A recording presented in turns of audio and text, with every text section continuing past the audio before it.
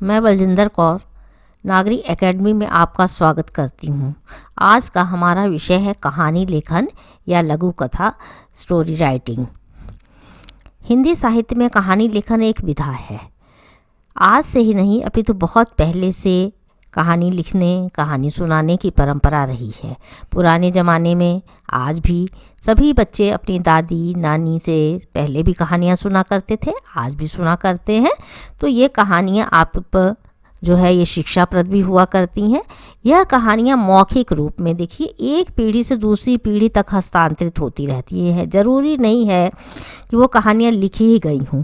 एक ने कहानी सुनाई और दूसरे ने सुनी और वो कहानी फिर तीसरे को सुना दी। तो इस तरह से एक जगह से दूसरी जगह और एक व्यक्ति से दूसरे व्यक्ति के द्वारा बताई जाती हैं, सुनाई जाती है, इसीलिए हस्तांतरित शब्द है। पहले देवी देवताओं राक्षसों परियों की कहानियाँ अत्यधिक हुआ करती थी पुराने ज़माने में। अब समय बदल गया, परिवर्तन हो रहा है, आप देख रहे हैं। तो कहानी के स्वरूप भी जो होते हैं वो परिवर्तित होते जाते हैं, बदलते जाते हैं, विषय परिवर्तन हो रहा है। कहानियाँ सभी को अच्छी लगती हैं, चाहे वो बड़े लोग होते हों चाहे छोटे हों या बच्चे हों। कहानियों को लिखने का एक तरीका जो था वो पहले की अपेक्षा अब बदल भी गया है। तो कहानियाँ कुछ छोटी होती हैं, कुछ बड़ी होती हैं। हमारे हिंदी साहित्य में कुछ कहानियाँ जो लिखी गई हैं, आप देखेंगे कि बड़ी कहानियाँ पहले लिखी जाती थी। हमारे बड़े बड़े राइटर्स जो है कहानी लेखन करते रहे हैं। बच्चों को परीक्षा में भी छोटी कहानियों से प्रश्न पूछे जाते हैं। छोटी कहानियाँ जो है आपके व्याकरण की दृष्टि से जो आपकी पुस्तकें हैं उनमें दी जाती हैं। तो ये कहानी लेखन उनमें से दिए जाते हैं। कहानी लिखने के लिए जो दी जाती हैं उनका शीर्षक दे दिया जाता है या चित्र दे दिए जाते हैं। तो चित्र को समझ लीजिए, या कभी कभी रिक्त स्थानों की पूर्ति भी दे दी जाती है और उसके आधार पर कहानी आप बना लेते हैं कि क्या चित्र है और क्या उसका शीर्षक है। तो कहानी को आप बढ़ा करके लिख देते हैं। तो कहानी लिखते समय हमें कुछ बातों का विशेष ध्यान रखना चाहिए। कहानी का दृश्य देख लिया आपने या कहानी का शीर्षक पढ़ लिया, तो कहानी लिखते समय क्या क्या करना है। मुख्य रूप से कहानी की शुरुआत रोचक होनी चाहिए।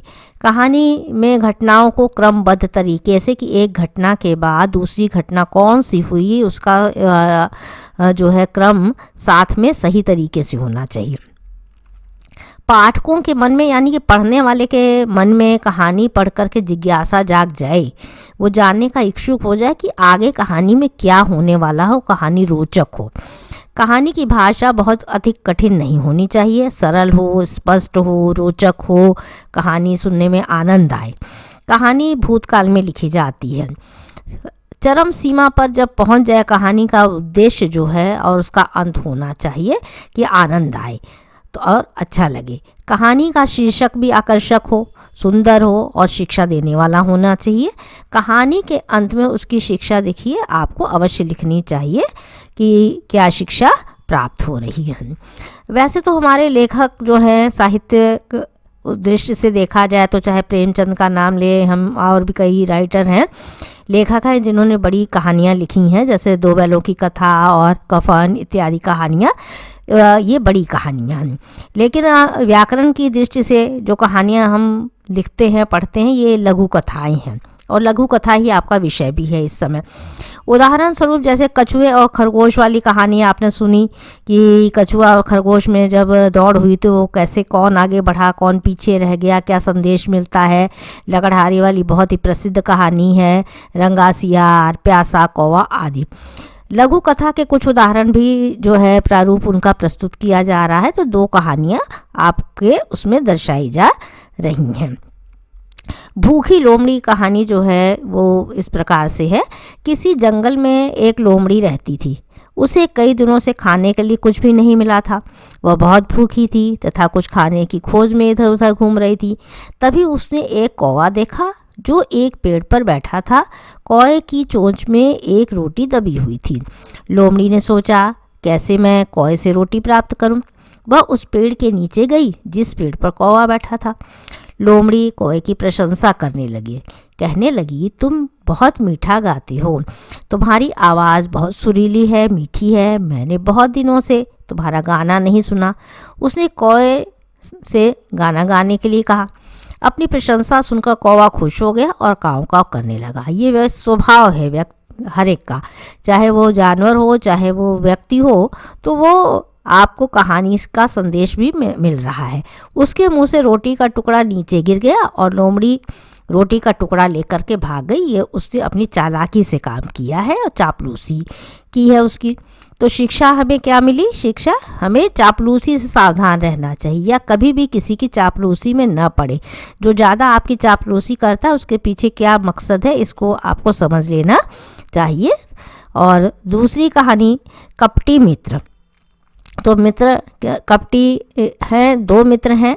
तो किसी गांव में दो मित्र रहते थे, उनका नाम मोहन और सोहन था। दोनों में गहरी मित्रता थी।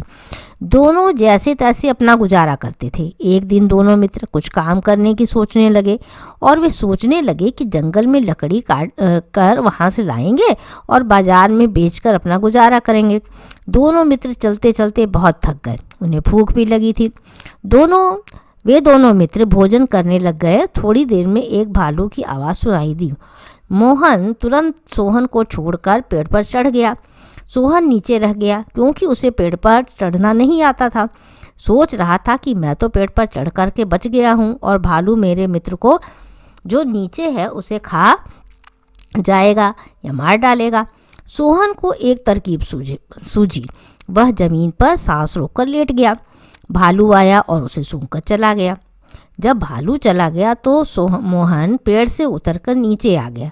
वह बहुत ही आश्चर्यचकित होकर अपने मित्र को देखने लगा और बोला, भालू ने तुम्हारे कान में क्या कहा था?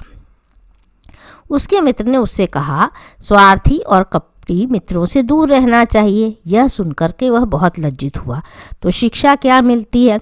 सच्चा मित्र वही होता है जो मुसीबत के समय काम आता है, क्योंकि मित्र ने छोड़ दिया और आप देख रहे हैं कि वो अपनी जान बचा रहा था, दूसरे की जान की उसे परवाह नहीं थी। तो सच्चे मित्र जो होते हैं वो साथ देते हैं। तो मुसीबत में साथ देने वाला ही सच्चा मित्र होता है। तो एक कपटी मित्र की कहानी और एक दूसरी कहानी आपने देखी। इस तरह की कई कहानियाँ शीर्षक देकर के आपको पूछ ली जाती हैं और इस तरह की कहानियों का आप अभ्यास कर सकते हैं। चैनल को सब्सक्राइब करें, वीडियो को लाइक करें तथा कमेंट लिखें। धन्यवाद।